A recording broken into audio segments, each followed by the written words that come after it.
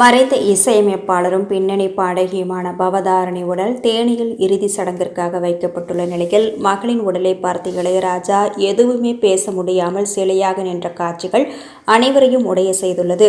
ஆசை ஆசையாய் பெற்று வளர்த்த மகள் தனது கண்களுக்கு முன்பாக கண்ணாடி பெட்டியில் உயிரிழந்த உடலாக இருப்பதை பார்த்து ஒட்டுமொத்தமாக உடைந்து போய்விட்டார் இளையராஜா. இலங்கையிலிருந்து சென்னைக்கு பவதாரணியின் உடல் கொண்டு வந்த நிலையில் சினிமா பிரபலங்கள் நேரில் வந்து அஞ்சலி செலுத்தினர். அதன் பின்னர் நள்ளிரவு சென்னையிலிருந்து தேனிக்கு பவதாரணியின் உடல் கொண்டு வரப்பட்டது. தேனியில் பவதாரணியின் உடலுக்கு இறுதி சடங்கு செய்யப்பட்டு வரும் நிலையில் மகளை பார்த்து இளையராஜா கலங்கி நிற்கும் காட்சிகள் பதைபதைக்க வைக்கின்றன. எந்த ஒரு தந்தைக்கும் இந்த நிலைமை வரக்கூடாது என இளையராஜாவை பார்த்து அவரது கைகளை இறுக பற்றி கொண்டு பாரதி ராஜா கதறி எழுது ஆறுதல் சொன்ன காட்சிகளும் வெளியாகியுள்ளன.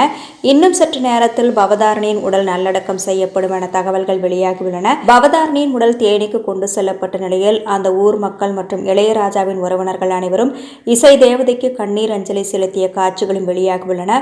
47 வயதெல்லாம் உயிரிழக்கக்கூடிய வயதா என பலரும் வருத்தம் தெரிவித்து வருகின்றனர்.